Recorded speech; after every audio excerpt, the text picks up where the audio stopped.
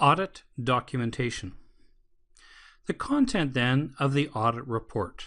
Audit report will start with an introduction, outlining the scope and the techniques used in performing the audit, as well as what was the objective of the audit itself. It will then be followed up by the findings. What did the auditor find when they did and performed the audit and examined the work papers? From that will come the auditor's conclusion.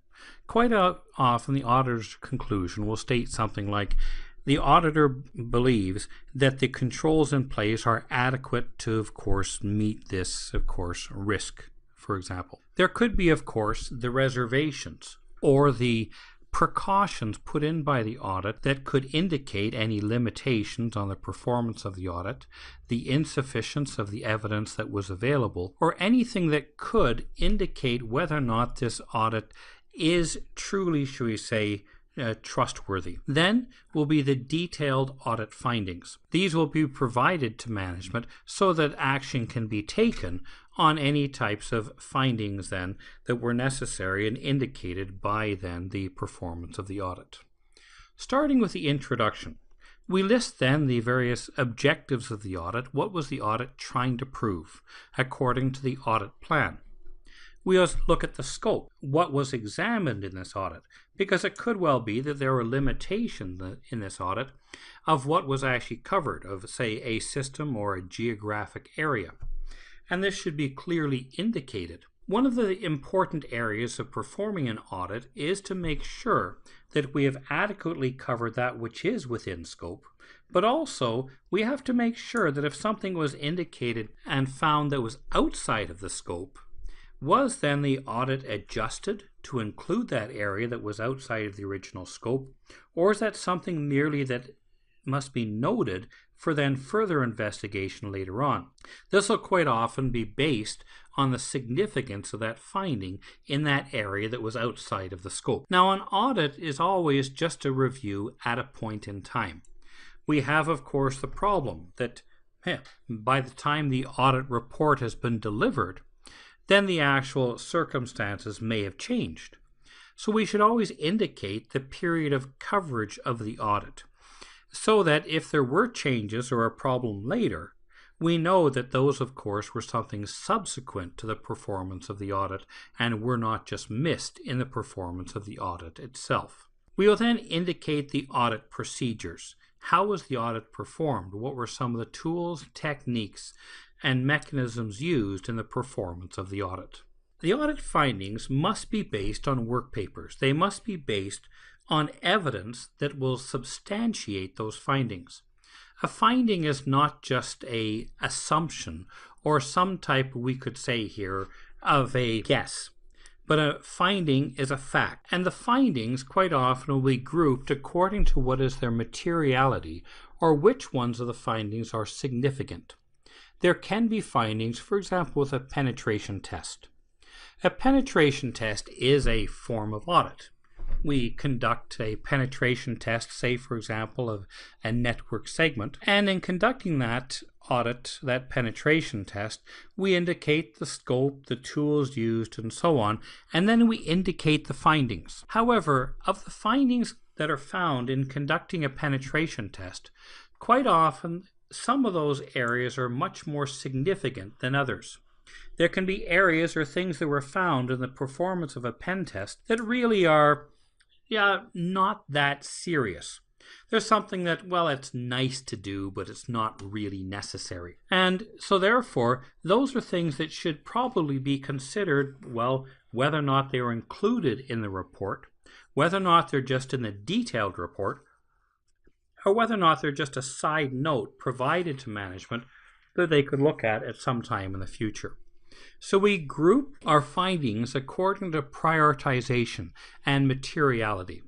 Then we provide our opinion. What do we think as a result of those findings?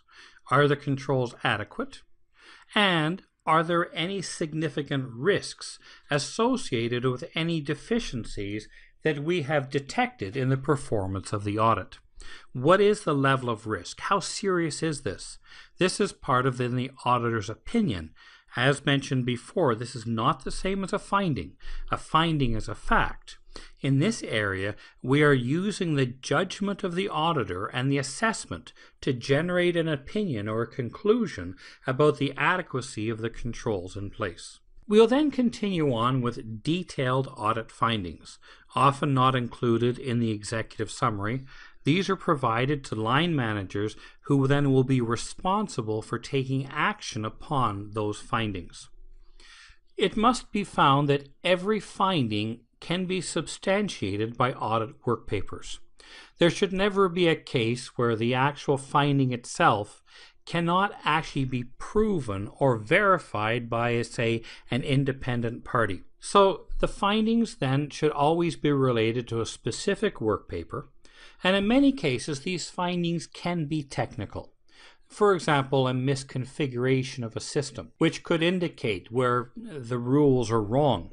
It's sort of a more technical issue, and something would have to be addressed by the administrators of then that system. The detailed audit findings, again, should be based on priorities or what is material, what is significant, what are the things that require immediate action, and what are some of the things that, well, it's just nice to know about. In all cases, any finding and any sentence in an audit report should actually have evidence that will support that finding or that statement. So the content of the audit report is determined then by the auditor, not by the manager of the area.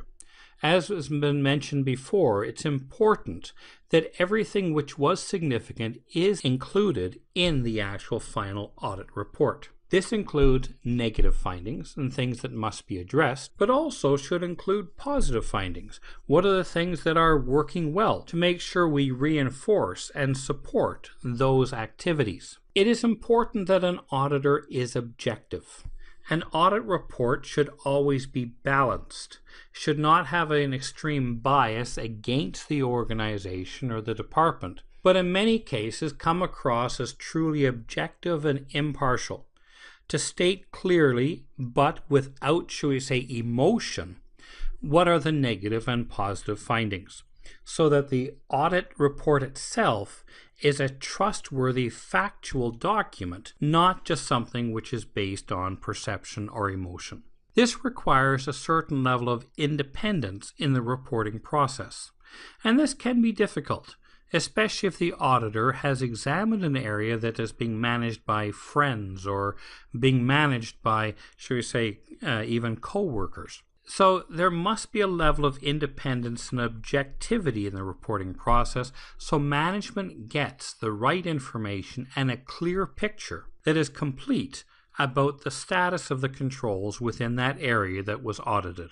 So the findings themselves should definitely be documented, as well as the auditor should examine the root cause of the finding. A finding is, well, we found this misconfiguration on a system. That's a finding. Why was it misconfigured? Was it misconfigured because of lack of training? Was it misconfigured because of lack of change control? Is it misconfigured because there was, of course, something malicious? So the auditor should examine down to the root cause of why that finding was there. So the recommendation that's given is aligned with the root cause, not just the recommendation to fix the configuration. We should indicate what is the effect or the impact of the risk associated with that finding. If this is a serious problem, this needs to be brought to the attention of management so that they're able to take action and make sure that not only is the problem fixed, but that it remains fixed as well. Management's response then to the findings will be based on when they review the report, quite often through then the exit interview. They will declare what corrective actions they will undertake, as well as the time frames they will use to remediate those issues. Quite often, the response to a finding may be based on other projects or other initiatives going on in the department at the same time. If there's already a major change going to happen to a system or a new release to an application, quite often the findings of this audit may just be incorporated into then that release rather than as a separate project. The distribution of the audit report is of course based on the audit charter and the terms under which the audit was conducted to only authorized personnel. Quite often in the audit report can be confidential information that should not be then publicly available. In order to substantiate and further check on the audit in the future, all of the audit work papers should actually be retained. The audit work papers quite often will be kept perhaps electronically using some type of computer-aided assistance technique or CAT tool, generalized audit software, to then store all of those papers electronically, or in some cases they could actually be a paper copy, though in many cases today they will be rather scanned in and kept as part of the electronic record of the audit report. But these must be retained in case there's ever a question in the future about the validity of the finding, or in order to enable, once the finding has been addressed through some type of recommendation, that we can go back and execute the same test again to see whether or not that did truly fix the problem. The audit work papers themselves are important. They substantiate or validate the findings. All audit work papers should be dated, initialed, complete, and relevant. An important part of an audit is to be thorough and, of course, accurate. This means that all of the audit work papers should be kept even if they don't substantiate or support the audit finding. In many cases, the audit work papers then are the foundation upon which the audit report was written. They are the bridge between the objectives to be met when we set out to conduct the audit and the findings and recommendations provided in the final report. So the final report format is an executive summary, which should of course be easy to read and quite often written from a business, not just an IT perspective. It can be supported by some type of visual presentation to help management to understand the significance of various issues indicated within the audit report, and then backed up by a more detailed report then provided to the managers who need to take action upon any of the findings and recommendations in the audit report.